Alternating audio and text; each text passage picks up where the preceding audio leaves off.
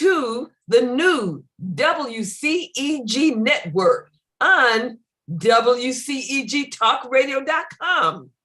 Click the live stream tab or watch us live on your smart TV. YouTube, WCEG Network. I'm Dr. Wanzo, your show host for the next hour for Mind Matters. We are the worldwide community empowerment group where we speak life into the community and we speak life into you. Like us on Facebook, follow us on Twitter and on Instagram at WCEG_talk_radio and at WCEG Network. Last but not least, and very important, the topics and opinions are those of the show host and guests and not WCEG Network. Thank you for your continued support. Good evening. Welcome to Mind Matters, where we discuss relevant mental health issues. I'm your host, Dr. Cassandra Wanzo. I'm a psychiatrist practicing in Atlanta for the past 30 years. Wow. Our co-host is Mr. Norman Carter Jr. He's a retired Philadelphia police corporal. He's written a book that's very relevant to these times, entitled The Long Blue Walk, My Journey as a Philly Cop. It's available on Amazon for purchase. He also hosts his own show on WCEG on Mondays at 4 p.m., a very wonderful show called Issues and Answers. Hi, Norm. Hello, doctor. How are you? And we have back our very special guest, Miss Shavett Athouris. She is a registered nurse for over 20 years. She has served as an RN case manager at various hospitals and clinics. She's provided psychiatric rehabilitation treatment on an assertive community treatment team and has worked as the director of nursing for well-known agencies. She was a nursing professor for 5 years at a university in Atlanta, Georgia. She has always been compassionate with a caring heart, which led her to volunteering thousands of community hours at homeless shelters to enrich the lives of homeless men, women, and children. She is a marketing director with Surge 365 Travel Company. She's the CEO of Pura Mia, which are all natural products that provide a safe alternative to alcohol-based sanitizers. She's the administrative director for a nonprofit where they help develop and mentor youth. You can visit the website at www.theosmovement.org. She's truly divinely inspired and an awesome person. I've had the pleasure and blessing of working with her for a number of years. Our topic this evening is the S word, suicide, part 3. Again, the S word, suicide, part 3. This is a very, very timely topic. Again, as part of the Worldwide Empowerment Group, we speak life into the community and we speak life into your life. We in no way condone any of you taking your own life. Since our last program, there have been close to 2,000 suicide deaths in the US and close to 30,000 suicide deaths worldwide. The numbers don't lie. 12.2 million have seriously thought about suicide. 3.2 million have made a plan for suicide. 1.2 million have attempted suicide. And in 2021, 47,511 people died by suicide in the US. That roughly works out to one death every 11 minutes. One death every 11 minutes. And again, I want to note that the correct term to use for suicide is death or dying by suicide, not committed suicide, which people commonly use because using the term committed implies a criminal act. So the correct term is died by suicide, not committed suicide. For anyone out there contemplating suicide, I recently watched 2 videos that I thought were really excellent. They were by Trent Shelton. I don't know if you're familiar with him, but he's a former NFL player who's now become like a motivational speaker person. The 2 videos that that I watched by Trent Shelton, one is called "Don't Kill Yourself," and the other one is called "Before You Give Up." So there's 2 videos by Trent Shelton, "Don't Kill Yourself" and "Before You Give Up." Really, really inspired. He talks about feeling like you're not enough and not trying and not tying your self-worth to temporary things such as relationships, money, or a job. Because when you lose that money, when you lose that relationship, when you lose that job, then you lose your self-worth. And he talks about basing your self-worth on your relationship with God. I mean, there's some awesome videos. He has several, but those 2 really pertain to suicide. Something that he said that I thought was really interesting and I agree with. He said, it's okay to not be okay, but it's not okay to stay that way. So again, he said, it's okay to not be okay, but it's not okay to stay that way. Suicide is preventable. Any thoughts from either of our hosts or guests at all so far? Well, I could relate, and I probably shared this with you, Doctor, is that if anything, guest host on the program, but I'm also learning from the experts. And I had an incident where a former coworker had been in touch with me because he was in a state of deep depression. He had communicated this to several people, and we were very, very concerned about him.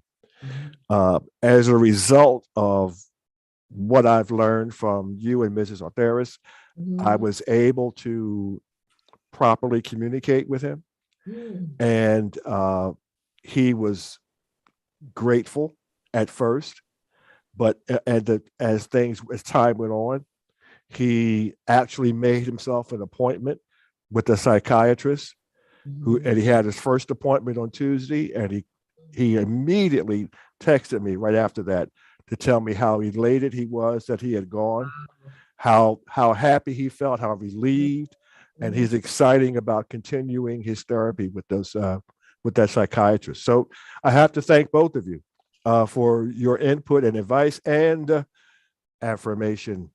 Yes. In fact, that powerful affirmation that Ms. Athouris did at the last of the show, it was so powerful, I wrote it down. So I'm going to read what the affirmation was by Ms. Athouris that she said last time. It's so powerful. I'm going to print it and use it. This is what you said, Ms. Athouris. You said, my sadness and my depression do not define me. Every day is a gift, and I am blessed to see today. I will see tomorrow and the next day. I have made it this far. I won't stop now. I am loved. I am appreciated. I am more than what people think I am. Oh my goodness, that was powerful. Yes. Powerful. Oh, Dr. Wanzo and Mr. Carter, talking about this subject can really be hard for individuals, but it's necessary to discuss. And, sometimes when people are in a state of depression, so to speak, it can feel like it's totally unbearable. And some people, get to that point to where they may feel like, life doesn't seem like it's worth living anymore, kind of living in a self-contained prison, so to speak. And they need to know, or you need to know, because maybe it's you yourself, and maybe it's not just someone you know, it may be you who's listening. You need to know and understand that suicidal thoughts aren't necessarily unusual, and they're nothing that you need to be ashamed about at all. What it really means, if you're thinking about suicide, that's your cue, and your that's your cue that it's time that you go and talk to someone. That basically is what that's telling you. Excuse me. And you know, if it's you or you know someone that needs to get help, so many people don't even realize that they're in a state of depression, but you need to know that it's treatable.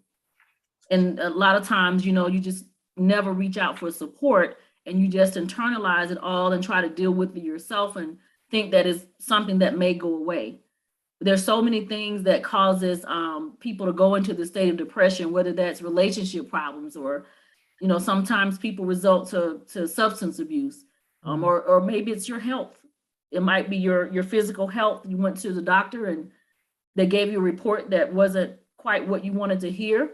And that's what got you in a state of depression. But, you know, life as we know it today in 2022, there's so many stressors out there and events, life events that happen that can cause any of us to be in a state of depression. And most of us at some point do feel depressed, but it becomes an issue when it's, you know, you think about it often, and or you're even considering, you know, suicide or ending your life. But you just need to know that there's help and there's hope out there.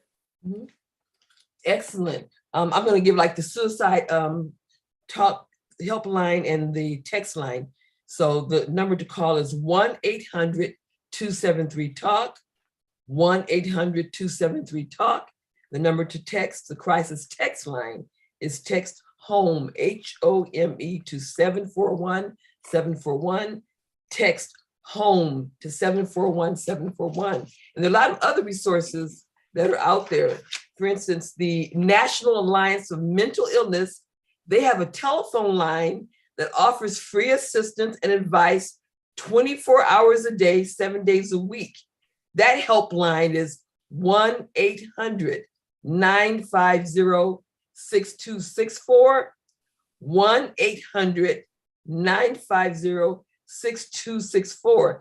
So they're a great resource, not only for emergency situations, but they're also a good resource for guidance on where you can access additional resources in your area. Again, that's the National Alliance on Mental Illness, 1-800-950-6264.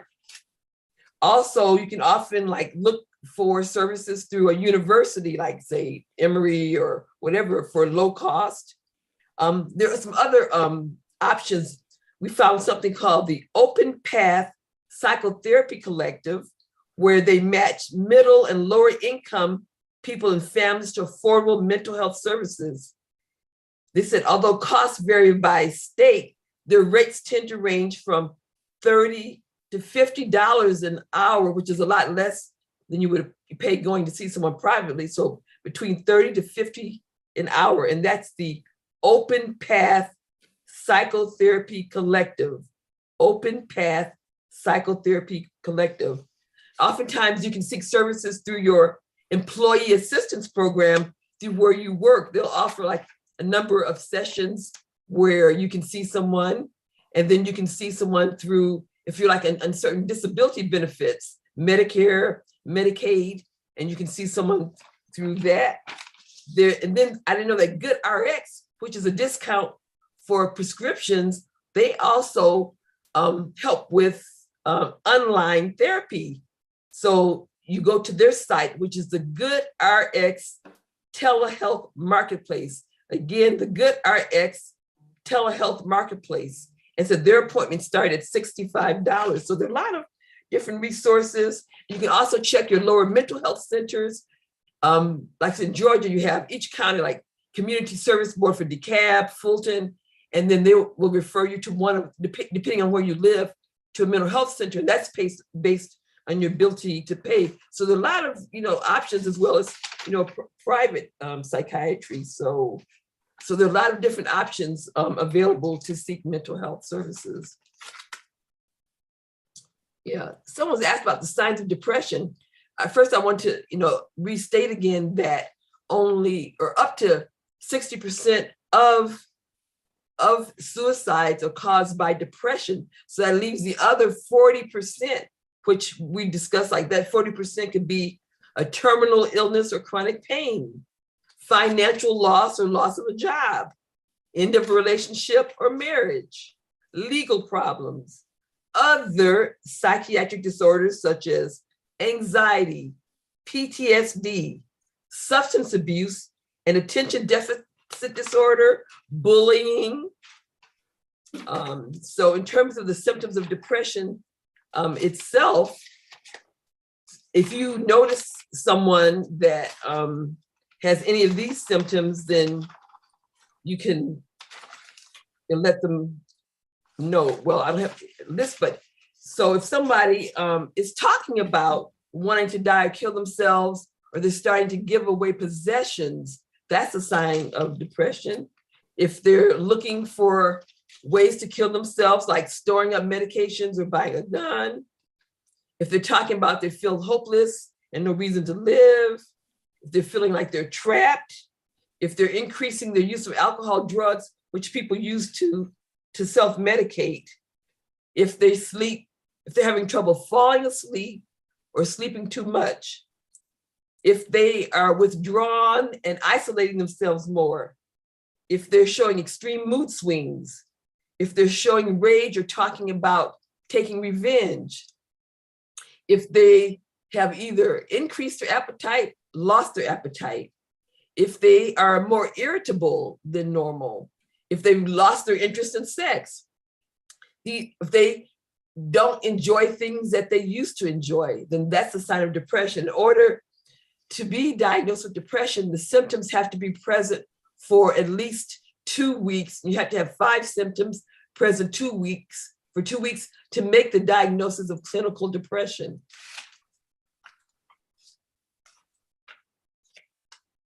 So those would be the same kind of red flag, like if someone, is talking about buying a gun or, giving away possessions or just any of the things that I mentioned, a combination, 5 of those things for 2 weeks. Those are signs of depression. I heard one good thing on the news yesterday, and that's the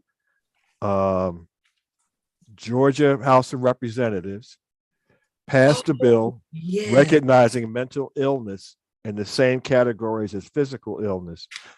So that's a big step in the right direction. Yes, the Mental Illness Parity Act. Yes. Parity Act, which is what we've been wanting for years, to so that mental health issues are on the same level as medical illnesses. For the longest, you were discriminated. You had a limit of how much they would cover and for how long, and so many hospitalizations. So it's parity with regular medical illnesses. That's a wonderful thing. But I guess it just went to the House and now it's got to go to the Senate. Yes, absolutely. Yeah. Okay. But they expect it to pass. Okay, well, that's wonderful.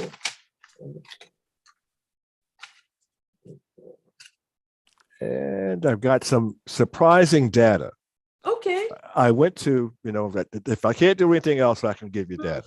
I went to 2 sites. I went to the CDC site and I went to a site called blackdoctors.org. Mm-hmm. And they, blackdoctors.org, got their information from CDC.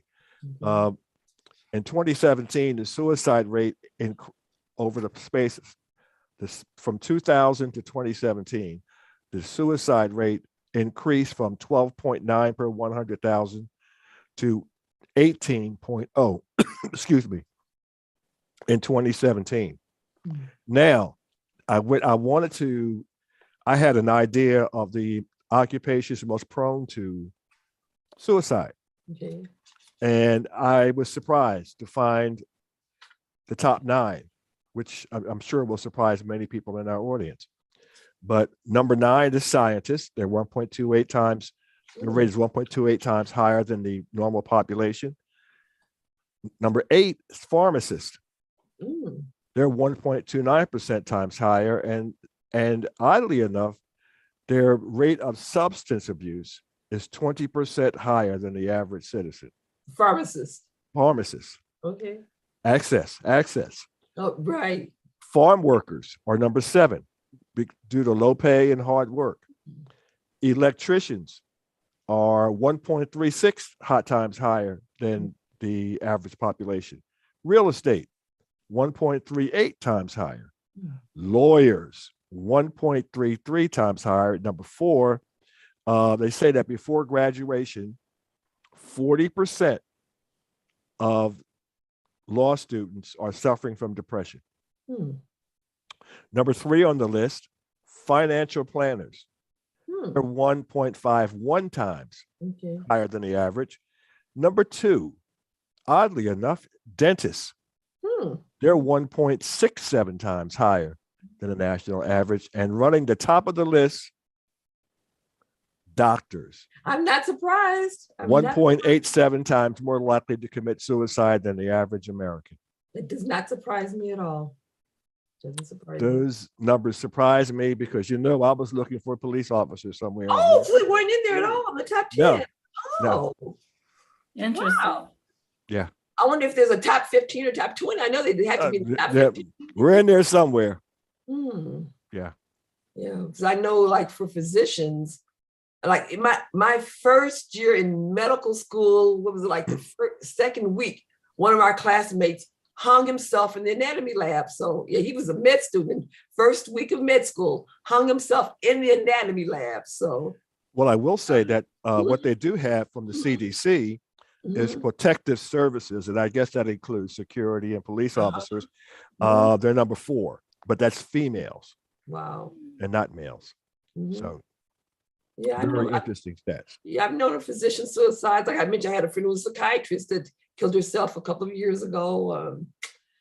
Yeah, I think with the pressures of, depending on the kind of setting you're in, to see something like maybe 30 patients a day and productivity scales that they expect. And it's just a lot of paperwork and, and then working long hours, not having time with family and friends. So that's why, it's important to protect your mental health. For me, up until the pandemic, I would take a vacation at least 4 times a year somewhere, at least once or twice out of the country. But yes, so for me, like the time for vacations is very important because a lot of physicians will work nonstop and get burnt out and, won't take time off to take care of themselves. So Right. yeah, that doesn't surprise me. Yeah. And then the question becomes, with this being such a tough topic, what do you say? How do you even start a conversation with someone that you may suspect that may be, having some depression going on? But what you can do is let them know that you're there for them. You can start a conversation by simply sharing your concerns and asking specific questions. So questions that you can ask is something like, this is kind of like to start a conversation.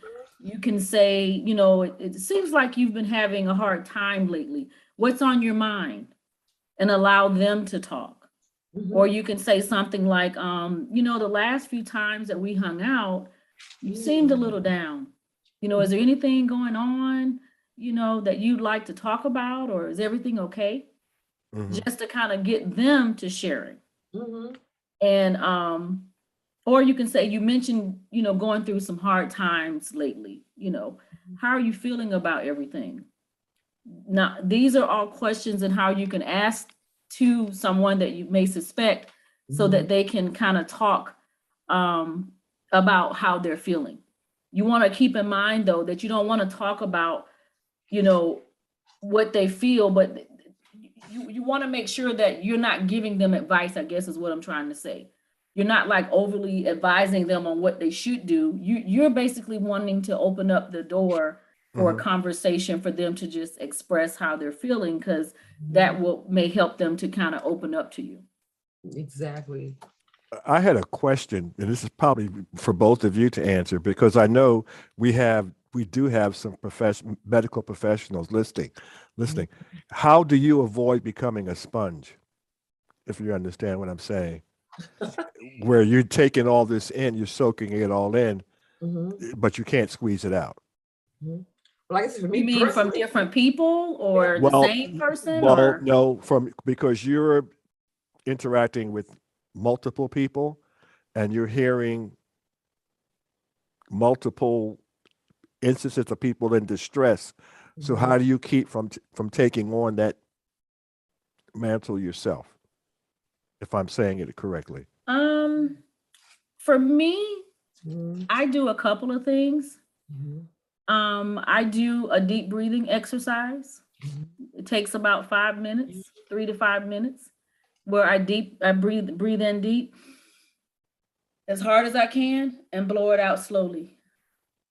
And I do that several times over a course of 3 to 5 minutes, which really helps. It just kind of de-stresses.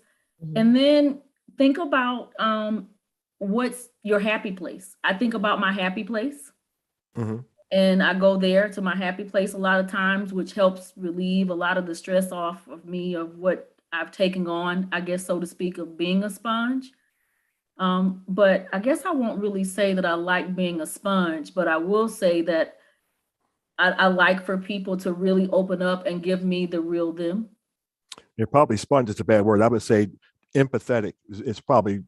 No. I mean, sponge is an okay word. Yeah. It's definitely, because that's what it is. That's a good term to me, but it's fine. That's an okay word, but that's just what I do.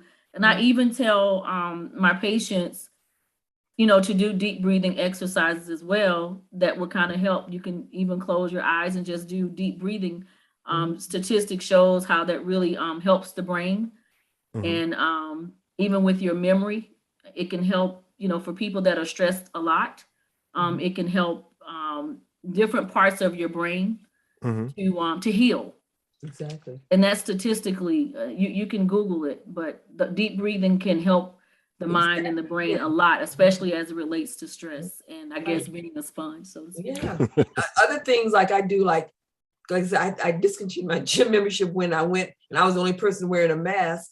But I have an exercise bike at home, and I'll do that like 3 or 4 times a week on the exercise bike. Also, I get a massage. I have a regular scheduled massage every 2 weeks. I get that help. Yes. Yeah, I forgot about that one, but that one is a great one also. I do those as well.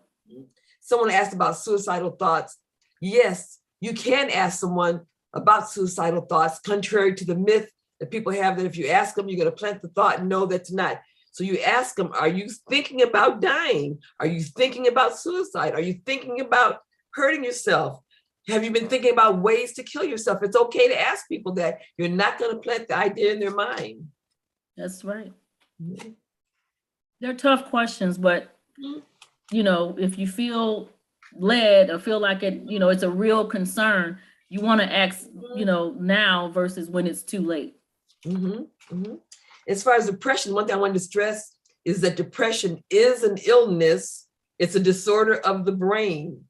Just like any other physical illness, it is an illness. I wanted to stress that it is an illness. It's sometimes caused by a chemical imbalance. That's why we treat it with. Exactly, that's what it is. And the many factors that can contribute to it is negative thinking patterns, genetic vulnerabilities, medical illnesses, medications, situational factors. So all of those. So what happens like in the brain, and that's how the antidepressants work. The antidepressants work. Okay, in the brain, you have nerve cells, and the way the nerve cells communicate with each other is through chemical messengers.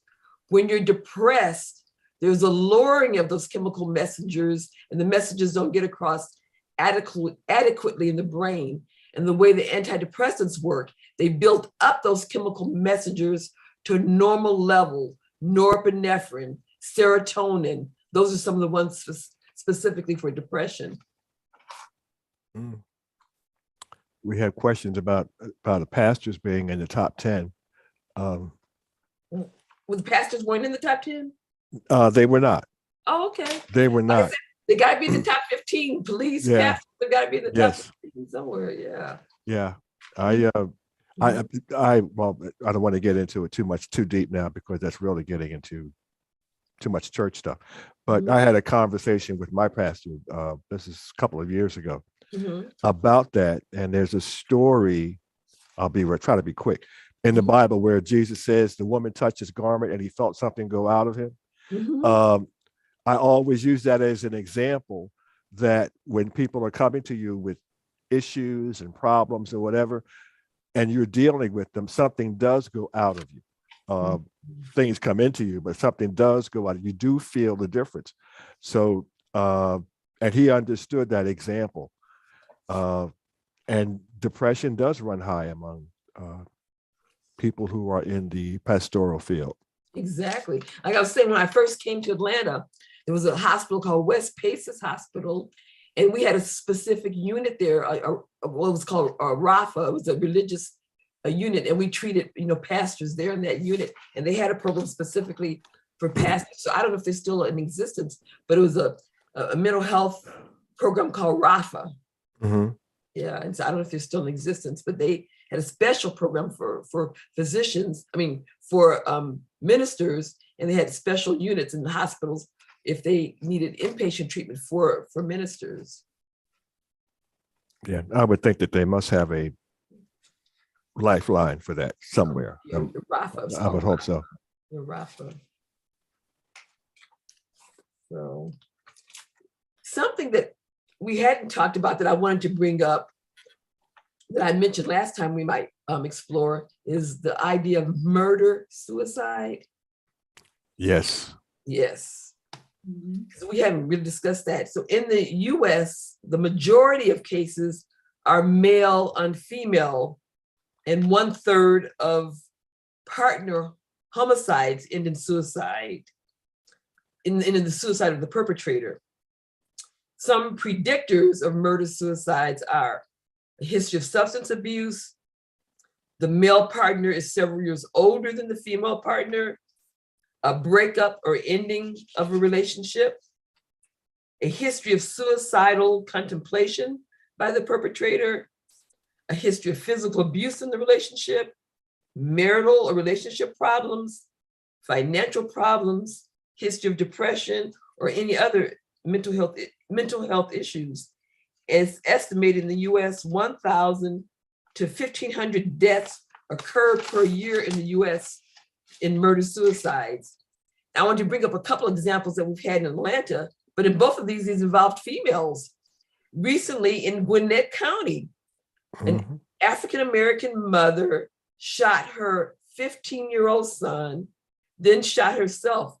He was a student at the Riverside Military Academy in Gainesville. Neighbors were shocked. I know, Norm, you said you knew something about that neighborhood. Yeah, it's not too far away from where I live. Absolutely. Very quiet, very, very quiet neighborhood. Wow. And they said that she was a nurse, but I don't know any other details. And I haven't heard anything else further about motive or why it happened, because she had a daughter and didn't do anything to the daughter. It was herself and her son that she killed. And the daughter was the one that, called for help. They both died. So I don't know any other details about what happened, but she was a nurse and he was a student at the military academy, and they're African American. So that was one situation. Another was, many of you will remember of the tragic murder-suicide in 2019 involving the ex-wife of a prominent orthopedic surgeon. I don't know if y'all remember that. She shot her 24-year-old son 5 times as he lay in bed, and then she shot her 20-year-old daughter 3 times before shooting herself in the chest. And I remember how that murder-suicide stunned the community. So I don't know if y'all remember that. He was an orthopedic surgeon, African-American. It was his ex-wife. I don't know if you remember. It was 2019. Yeah. There's just been so many, which is sad. Really stunning, because actually she was the ex-wife, but she herself was a physician also. She was a physician. The husband, survived. I mean, just from some things I heard, through the community, was that he had ended up marrying his office manager. He left her and married the office manager, and there was a child on the way. And there was some issues related to that. So, but she, killed herself and her 2 adult children. Shot them, and that was just so sad to hear about them. It was his name was Dr. Chris Edwards was his name, and her name was Dr. Marsha Edwards. It was in 2019. They lived in Cobb County. Yeah, shot the 2 adult children and herself. Yeah. So that was really tragic. So I don't know if you've had experience with murder suicides. I'm sure you have in your years of work. Well, the one thing I was going to say is that when you hear people say, if I can't have you, nobody can have you, or you have a breakup and they tell you this is not the end of it. Yeah, you need to do something.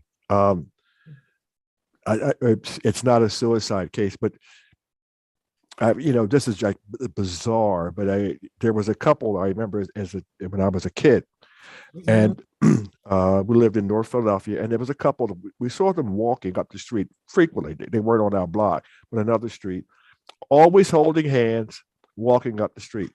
But the woman had terribly scarred face. But what I found out is that when she was younger, she was a very, very attractive woman. And this man abused her to the point that he cut her several times to make sure that no other man would ever have her. And this type of thing actually goes on today. Still, there are people like that. And it's just something we had to be mindful of. We just had a case the other day where was it the mother killed her daughter or something? Killed herself and killed her daughter. Yeah, it's like suicide is becoming so prevalent, as the CDC says. The rate is going up tremendously. There's so many stressors that we have today, including added now. We're adding to that the possible threat of a nuclear war. Oh my God, that. Oh, wow. Wow. Yeah. So, these are additional stressors that push some people over the edge. That's why this is part 3. That's why we still are talking about it, because people are still dying by suicide. And it's still a very timely, important topic, because depression is treatable. Suicide is preventable, and that's what we want to do. We want to speak life into your life. So please, if you're out there considering or having any thoughts of wanting to hurt yourself, let me give the number for the suicide helpline again: 1-800-273-TALK. Again, 1-800-273-TALK. And the crisis text line is text HOME, HOME, to 741-741. Text HOME, HOME, to 741-741.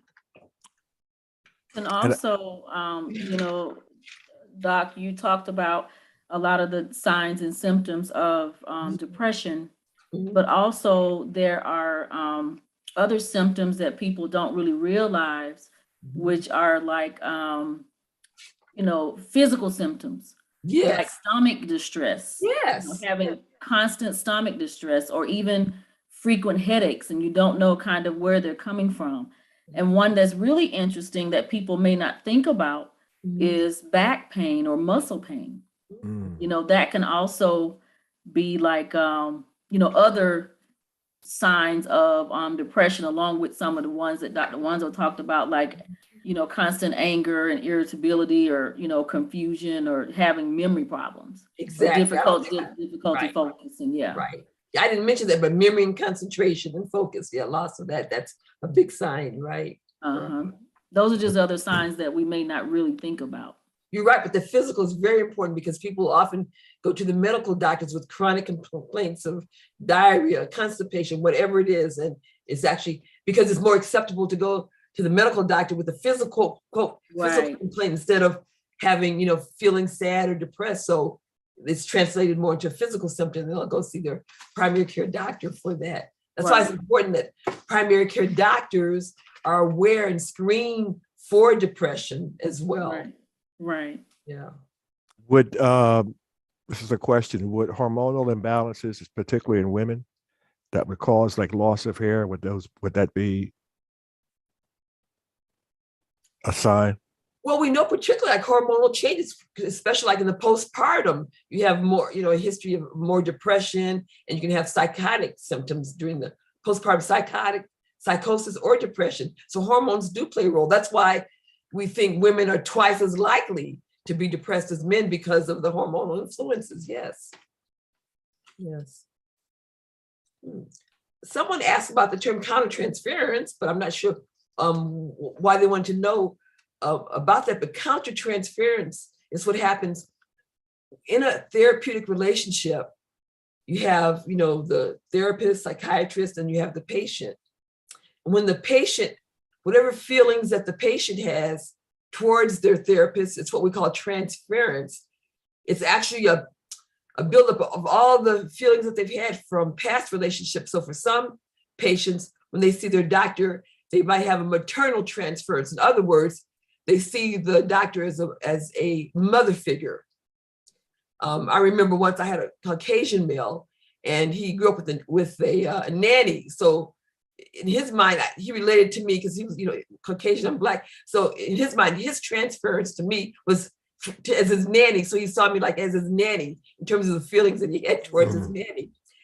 Counter-transference is the feelings that the therapist has towards the patients. It's not necessarily based on reality, but the feelings that it stirs up in you from past relationships, past memories, and that can affect the therapy. If you have a negative counter-transference towards the patient, which means you can't be an effective therapist, and that's something as therapists that we have to be aware of, is what kind of feelings is that patient arousing in you. So you need to pay attention to that. And sometimes when they're arousing those feelings, it's like something, issues from your past or whatever. So you got to be aware of your own issues to deal with the patients. So counter-transference are the feelings you have towards the patient. Wow, that's deep. Okay. Very much so. That's something, in fact, so that's one reason why, in residency, we were all, strongly encouraged to go through our own therapy. It's really important, which is I did for 3 years. I went through therapy 3 times a week for 3 years to help me get in touch with whatever my issues and feelings were. So I don't, mistreat a patient or, my own feelings. So it's really important. Oh, someone asked, should a loved one be concerned if another loved one constantly says they do not care about dying? Is this a sign of severe depression? That's the point where you need to talk to the person and find out, what's going on. How are they feeling? What's going on in their life? I mean, initially, and then, then refer them for professional help if need be, but talk to that person, just like Shavett was saying, and find out, like what's going on, and you notice and that you're concerned about them, you care. Any other questions? Yeah, so if you all have questions out there, feel free to, to write in the comment section on Facebook, or I don't know if YouTube has a space for that, and we'll be glad to answer like any Facebook. we have. Yeah, Facebook. I don't know if YouTube has that or not. And I want to add also that when you're talking about either mental illness or depression or feeling a certain kind of way, there's such a stigma out there sometimes with certain individuals of relating to even getting therapy. They may think, oh, therapy is not for me. We don't do those kind of things. But you need to understand that therapy it can be very healing. Exactly. And oftentimes there's it's multiple reasons why sometimes people think that way, but a lot of it has to do with feeling like you're going to be judged by your peers, of what they think about you because you're seeing a therapist, or maybe you just have, fear or some type of, pride, that's, I don't do those type of things. I don't talk to a therapist. I can resolve it myself kind of thing. But just know that, therapy can be very, very healing to not just deal with what you're going through today or last year in your life, but it also can help you overcome and deal with past pain that you may have experienced when you were 5 or you were 10 years old, some type of trauma that you dealt with that's still lingering on well into your, 50s, 60s, 70s. I met a beautiful lady And she's probably in her 60s right now. And she had the prettiest ponytail. And I said, wow, your hair is so long. It's beautiful.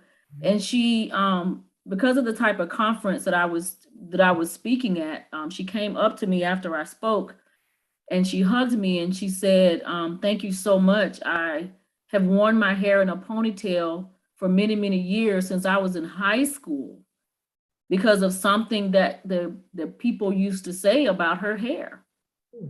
It's amazing. So I saw her about a month later and she hugged me again because for the first time in years, she went to her beautician and actually took the ponytail down and got her hair done and wore it as a beautiful hairstyle and not in a ponytail. Wow. We both just started shedding tears and crying because she was able to overcome what was fearful to her, something that happened many, many, many years ago.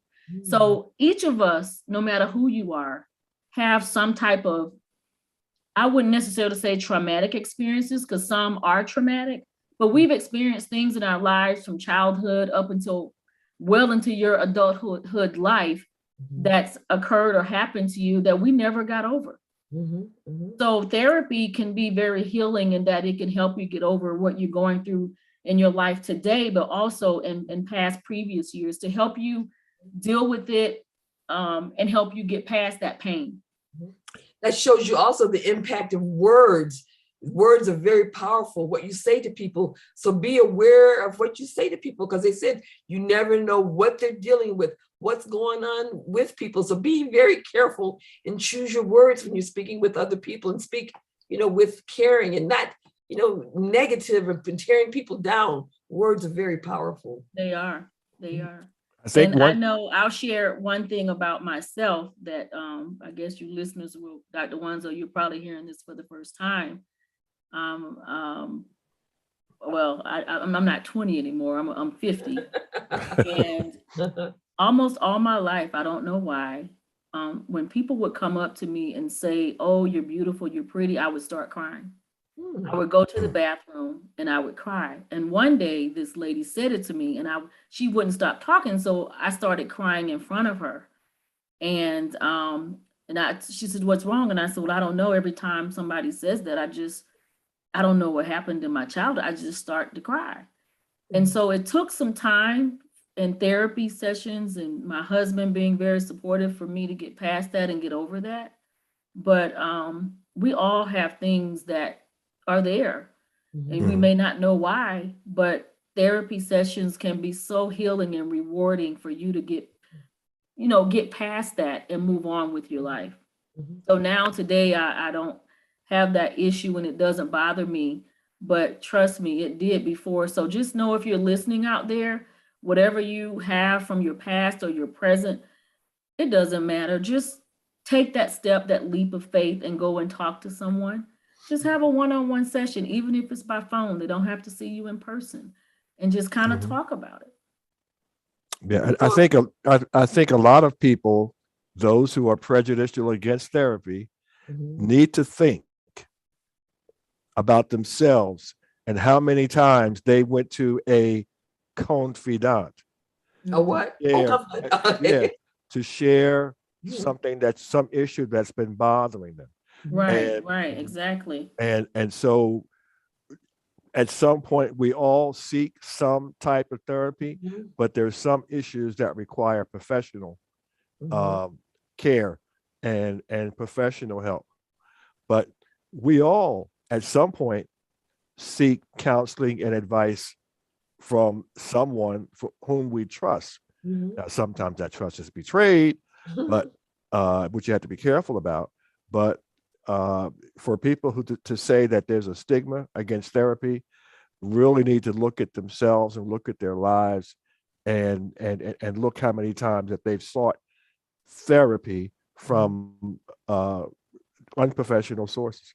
Right, they'll go to their barber or their hairdresser. Man, I know how many times I've been in the hair salon and people get advice from their hairdresser. Yep. I'm sure it happens in barbershops too. Yes, absolutely. Both ways. One of the common things that people say when you talk about therapy or seeking therapy, I'm not crazy. And so people have this myth in their mind that in order to seek therapy, you have to be crazy, but you don't. I mean, in my private practice, I see very few people that are quote crazy. The majority of people that I see are depressed or anxious. Depression is by far the majority of reasons for the people that I see, not crazy, but depressed or anxious, especially since this pandemic. Exactly. Absolutely. Yeah. So I'm waiting for another affirmation. I mean, that was so powerful. I mean, that was truly. I didn't think you guys wanted any more affirmation. Oh, if you have more, bring it on. Well, that was actually spontaneous. That was actually spontaneous. And I think, as you said, it wasn't something that you thought about. It just came from your soul. So, you can't manufacture that. So right. I was just being a little facetious. When she was saying it, I was like, wow, where did that come from? Right. So I'm going to read it again because it's so powerful. Here you go. I'm going to read. I mean, that was so powerful. So here it goes again. You said, my sadness and my depression do not define me. Every day is a gift. I am blessed to see today. I will see tomorrow and the next day. I have made it this far. I won't stop now. I am loved. I am appreciated. I am more than what people think I am. Hallelujah. Whoa.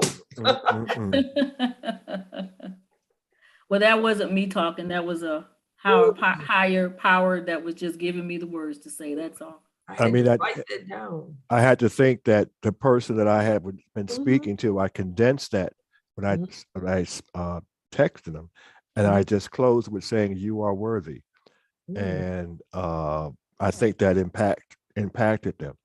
But it's with the same feeling that you said, that that's this whole sense of self-worth. And I think that's like the dagger in some people. They just feel unworthy for whatever reason. And we all have worth. We all have worth. And we are important to someone. Might not be the someone that's in your life right now, but and that's why it comes to, you have to get away from that narrow vision of your world. That's how you get out of the darkness. And like the athlete was saying, Trent Shelton, a lot of people tie their whole sense of self-worth and identity to what it is they do. For him, he said, because he was a professional football player and he didn't want to leave football because that was his whole identity. He tied his whole self-worth into being a football player. Some people, like I said, tie their identity to what they do. So whatever they do, and if they lose whatever they do or that job, or they lose, or some people tie their beauty, their looks. And once they lose that beauty and their looks, then their self-worth is gone, or they tie it to their money. And once they lose their money, that's why people during the depression were jumping out of windows, because their whole worth was based on what they have. But inner peace and self-worth doesn't come from any of those external things. It's inside, it's internal. I mean, that's very important for people to realize. You can't tie your self-worth to any of these things that can be taken away or that you can lose. Because when you lose those things, then you lose your sense of self. Absolutely. What's that phrase about building up treasures on earth? Something like that. No, I'm just saying. Doesn't help. Doesn't help. So I don't know if there are any more questions at all from the listening audience, any questions that you have or thoughts or anything that you would like us to talk about or discuss. Makes it feel like we're answering everybody's questions. That's a good thing. there's always something out there that we've left out. Always.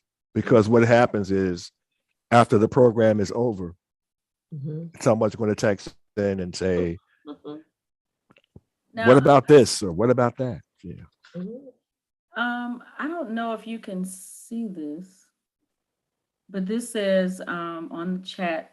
Are you seeing the chat? Oh, I see, Jeff. I don't see. I don't see anything in my chat. Okay, so this popped up. It says, someone said, due to my dark complexion, I never thought that I was pretty. People would say that I was beautiful, but I couldn't believe them. Wow. Yeah. And it says, even today, I still struggle. Wow. Wow. So what I would say to you is I've been there. Thanks for sharing that. That even helps me feel better. But know that no matter what they say, you are beautiful. You are beautiful. And I'm sure you're beautiful inside and out. So we don't care about their opinions of what they feel. God made you who you are, the color of your skin, for a purpose. So don't believe, or don't allow them, because I've been there where you were, thinking that same exact thing, and it's not true. Don't believe it. You're a beautiful person. Wow. So thank you for sharing that, and the fact that you were able to share that and get that off of your chest will probably help relieve some of that stress and some of that pressure. Wow. Yeah, I would say, like I said, with depression, things you can do, like what I do is I deep breathe and I go to my happy place. Also, I would suggest getting some type of therapy or something like that. But there's also other resources out there that can help you overcome and get past, what you are. You can Google lots of different resources. For me, I like to travel. So, that's also a great thing, but do something that's for you, whether it's massage or whether it's travel or whether it's, as Dr. Wanzo said, riding her bicycle, or do something for you that makes you happy. And you need to learn to look in the mirror and see your inner beauty, see the beauty of who you are. Don't let that does not define you. What other people think about you, I've realized, does not define you. Right. But Thank you so much for sharing. Thank you, Shavett, for that. I mean, so often because we're concerned about what other people think and if they like us or don't like us, and try to please people, and that's a battle you can't win, trying to please people and have people like you, because everybody's not going to like you. So you have to accept that. Yeah, everybody's not going to like you. And a lot of times that's a reflection of their own insecurity. Exactly. Right. It has nothing to do with you. It has to do with them. Absolutely. Right. It's their projection onto you. Right. And I think that was one of the great parts of the late 1960s and the 1970s, where we started this Black is Beautiful movement, because what was important about that, because so many darker complexioned people felt inferior because of the shade of their skin. And all of a sudden you had this Black is Beautiful. And so people, instead of using Atra skin tone cream, they were going out, sitting in the sun, trying to get a little darker. Well, that's what the Caucasians do. They try to get dark. Yeah. Somebody said, say it loud, I'm Black and I'm proud. Exactly. Yeah. So when people are making statements to you about something as just the color of your skin, that's a reflection of their insecurities. Because go ahead. Yeah. Yes. No, I was going to say, because probably they wish their skin looked as good as yours. Exactly. I said we have this whole issue of colorism in our community that that's been around for years. I know my grandmother was a good example of it. But yeah, the colorism is an issue, and people would base their esteem on the color of their skin, how light, how you were. I saw that in one of the the more popular HBCUs in the 1960s. It was amazing to see it. So yeah, it is something real, but we deal with it.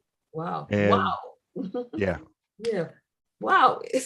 That was a good question. Yeah, it was 7:00. So I want to thank all of our listening audience. I thank our host and co-host. This has been a very blessed, divine show. And again, we breathe life into the community, and we breathe life into your life. Have a great rest of the week. Thank you.